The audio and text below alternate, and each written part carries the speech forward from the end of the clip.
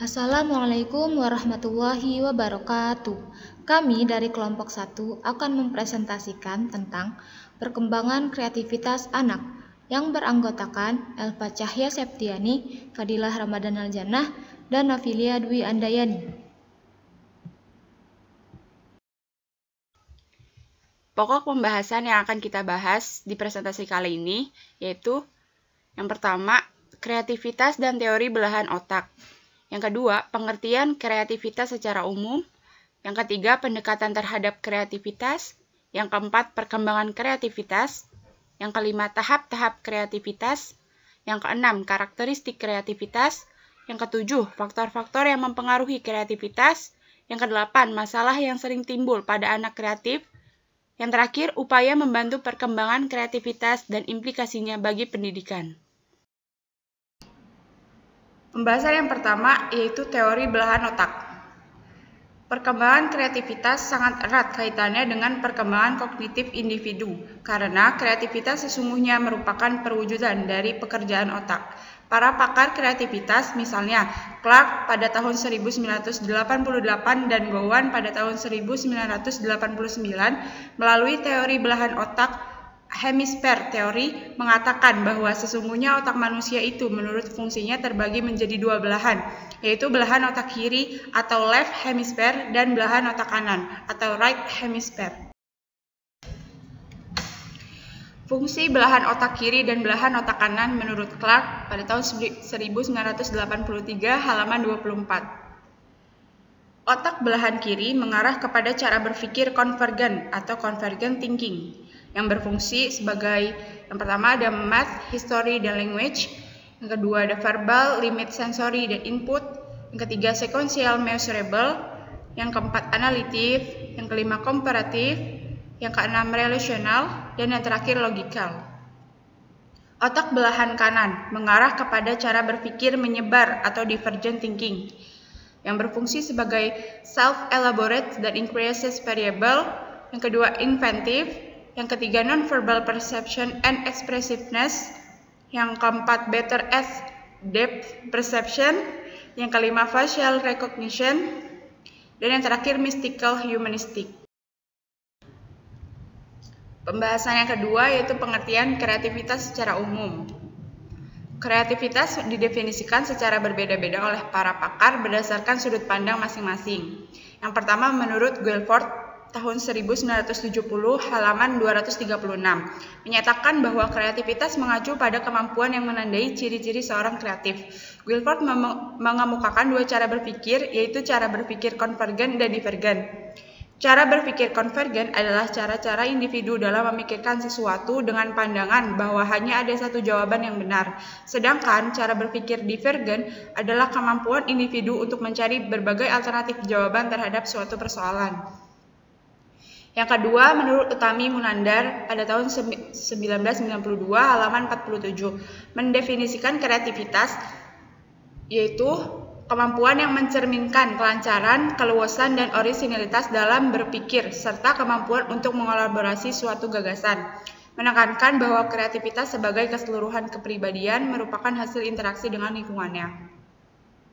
Yang ketiga, menurut Rogers dalam Utami Munandar tahun 1992 halaman 51, mendefinisikan kreativitas sebagai proses munculnya hasil-hasil baru ke dalam tindakan. Hasil-hasil baru itu muncul dari sifat-sifat individu yang unik yang berinteraksi dengan individu lain, pengalaman maupun keadaan hidupnya. Jadi, yang dimaksud dengan kreativitas adalah ciri-ciri khas yang dimiliki oleh individu yang menandai adanya kemampuan untuk menciptakan sesuatu yang sama sekali baru atau kombinasi dari karya-karya yang telah ada sebelumnya, menjadi sesuatu yang baru yang dilakukan melalui interaksi dengan lingkungan untuk menghadapi permasalahan dan mencari alternatif pemecahan melalui cara-cara berpikir divergen.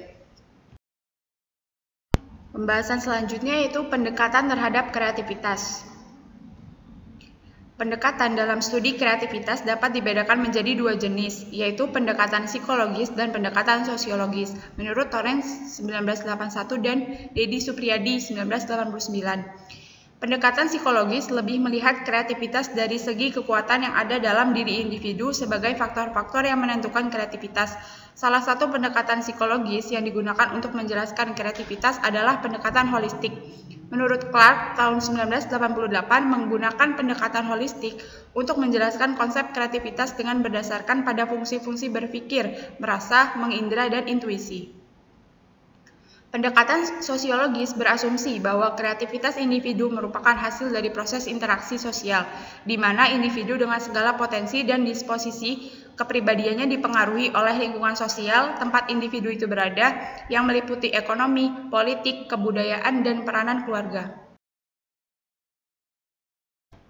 Menurut Arietti, tahun 1976 mengemukakan ada beberapa faktor sosiologis yang kondusif bagi perkembangan kreativitas, yaitu tersedianya sarana-sarana kebudayaan, keterbukaan terhadap keragaman cara berpikir, adanya keleluasaan bagi berbagai media kebudayaan, adanya toleransi terhadap pandangan-pandangan yang divergen, dan terakhir adanya penghargaan yang memadai terhadap orang-orang yang berprestasi. Perkembangan kreativitas. Menurut Jean Piaget, McCord 1982, ada 4 tahap perkembangan kognitif, yaitu sebagai berikut. A. Tahap sensori motoris. Tahap ini dialami pada usia 0-2 tahun. Pada tahap ini, interaksi anak dengan lingkungannya, termasuk orang tuanya, terutama dilakukan melalui perasaan dan otot-ototnya. Dalam melakukan interaksi dengan lingkungannya, termasuk juga dengan orang tuanya, anak mengembangkan kemampuannya untuk mempersepsi, melakukan sentuhan-sentuhan, melakukan berbagai gerakan, dan secara perlahan-lahan belajar mengoordinasikan tindakannya. Mengenai kreativitasnya, menurut Piaget, pada tahap ini belum memiliki kemampuan untuk mengembangkan kreativitasnya, sebab pada tahap ini, tindakan anak masih berupa tindakan fisik yang bersifat refleksi. Pandangannya terhadap objek masih belum permanen, belum memiliki konsep ruang dan waktu, belum memiliki konsep tentang sebab akibat, bentuk permainannya masih merupakan pengulangan refleks, belum memiliki tentang diri ruang, dan belum memiliki kemampuan berbahasa. B. Tahap praoperasional. Tahap ini berlangsung pada usia 2-7 tahun. Pada tahap ini, menurut Jean Piaget, Baby dan Soon 1982, anak sangat bersifat egosentris sehingga seringkali mengalami masalah dalam berinteraksi dalam lingkungannya, termasuk dengan orang tuanya. Pada akhir tahap ini, menurut Jean Piaget, Baby dan Soon 1982, kemampuan mengembangkan kreativitas sudah mulai tumbuh, karena anak sudah mulai mengembangkan memori dan telah memiliki kemampuan untuk memikirkan masa lalu dan masa yang akan datang, meskipun dalam jangka pendek. C. Tahap operasional konkret. Tahap ini berlangsung antara usia 7-11 tahun. Pada tahap ini, anak mulai menyesuaikan diri dengan realitas konkret dan berkembang rasa ingin tahunya. Menurut Jean Piaget, Baby dan Soon 1982, interaksinya dengan lingkungan, termasuk dengan orang tuanya, sudah semakin berkembang dengan baik, karena egosentrisnya sudah semakin berkurang. D. Tahap operasional formal. Tahap ini dialami oleh anak pada usia 11 tahun ke atas. Pada tahap ini, menurut Jean Piaget, interaksinya dengan lingkungan sudah amat luas menjangkau banyak teman sebayanya, dan bahkan berusaha untuk dapat berinteraksi dengan orang dewasa. Pada tahap ini, ada semacam tarik-menarik antara ingin bebas dengan ingin dilindungi. Dilihat dari perspektif ini, perkembangan kreativitas remaja pada posisi seiring dengan tahapan operasional formal. Artinya, perkembangan kreativitasnya menurut Jean Piaget sedang berada pada tahap yang amat potensial bagi perkembangan kreativitas. Tahap-tahap kreativitas. Wallace, Solso 1991, mengemukakan 4 tahapan proses kreatif, yaitu yang pertama, persiapan. Pada tahap ini, individu berusaha mengumpulkan informasi atau data untuk memecahkan masalah yang dihadapi. Dengan bekal ilmu pengetahuan dan pengalaman yang dimiliki, individu berusaha menjajaki berbagai kemungkinan jalan yang dapat ditempuh untuk memecahkan masalah itu. Yang kedua, inkubasi. Pada tahap ini, individu seolah-olah melepaskan diri untuk sementara waktu dari masalah yang dihadapinya, dalam pengertian tidak memikirkannya secara sadar, melainkan menghadapinya dalam alam prasadar. Yang ketiga, iluminasi. Pada tahap ini, individu sudah dapat timbul inspirasi atau gagasan-gagasan baru, serta proses-proses psikologis yang mengawali dan mengikuti munculnya inspirasi atau gagasan baru. Yang keempat, verifikasi. Pada tahap ini, gagasan yang telah muncul dievaluasi secara kritis dan konvergen, serta menghadapkannya kepada realitas. Karakteristik kreativitas. Peirce, Adam, 1976, mengemukakan bahwa karakteristik kreativitas adalah sebagai berikut. 1. Memiliki dorongan atau drive yang tinggi. 2. Memiliki keterlibatan yang tinggi. 3. Memiliki rasa ingin tahu yang besar. 4.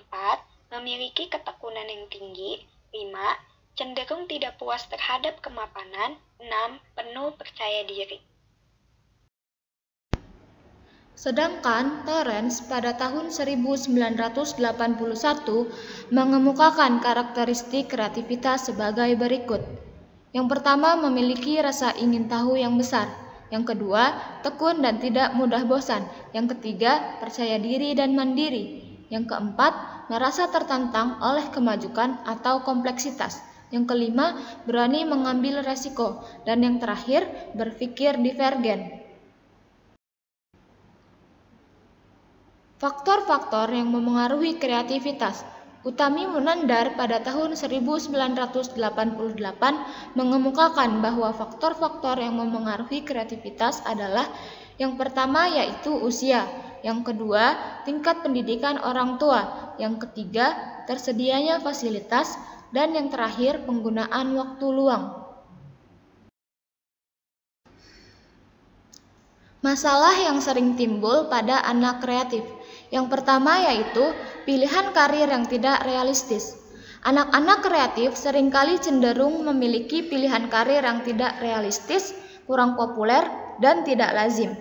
Kondisi psikologi seperti ini jika tidak mendapatkan bimbingan secara baik, dapat mengarahkan dirinya kepada pilihan karir yang kurang tepat. Akibatnya, dapat menimbulkan frustasi jika pilihannya tidak disadari oleh pemahaman yang cukup mengenai jenis karir yang akan dipilihnya. Yang kedua yaitu hubungan dengan guru dan teman sebaya. Mereka cenderung kritis, memiliki pendapatnya sendiri, berani mengemukakan ketidaksetujuannya terhadap pemikiran orang lain, atau tidak mudah percaya, memiliki keinginan yang seringkali berbeda dengan teman-teman pada umumnya, serta tidak begitu senang untuk melekatkan diri kepada otoritas. Yang ketiga yaitu perkembangan yang tidak selaras. Jika lingkungannya tidak dapat mengakomodasi keunggulan potensi kreatifnya itu, masalah yang timbul disebut dengan istilah inherent development atau perkembangan yang tidak selaras antara kematangan intelektual dengan perkembangan aspek-aspek emosional dan sosialnya. Yang terakhir yaitu tiadanya tokoh-tokoh ideal. Anak-anak kreatif cenderung memiliki tokoh-tokoh orang besar yang sangat diidealkannya dalam hidupnya. Tokoh-tokoh ideal bisa berada dekat di lingkungan sekitarnya, tetapi dapat juga berada di tempat yang jauh dan sulit dijangkau. Kelangkaan tokoh ideal karena kelangkaan informasi dapat mengakibatkan anak-anak kreatif tersesat kepada pilihan tokoh ideal yang salah. Upaya membantu perkembangan kreativitas dan implikasinya bagi pendidikan. Supriyadi pada tahun 1994 mengemukakan sejumlah bantuan yang dapat digunakan untuk membimbing perkembangan anak-anak kreatif, yaitu dengan cara yang pertama menciptakan rasa aman kepada anak untuk mengekspresikan kreativitasnya. Yang kedua, mengakui dan menghargai gagasan-gagasan anak. Yang ketiga, menjadi pendorong bagi anak untuk mengomunikasikan dan mewujudkan gagasan-gagasannya. Yang keempat, membantu anak memahami dalam berpikir dan bersikap, dan bukan malah menghukumnya. Yang kelima, memberikan peluang untuk mengomunikasikan gagasan-gagasannya. Dan yang terakhir, memberikan informasi mengenai peluang-peluang yang tersedia. Sekian presentasi dari kelompok 1, kurang dan lebihnya mohon maaf. Don't forget to like, comment, share, and subscribe. Thank you. Arigatou gozaimashita. Bye-bye. Wassalamualaikum warahmatullahi wabarakatuh.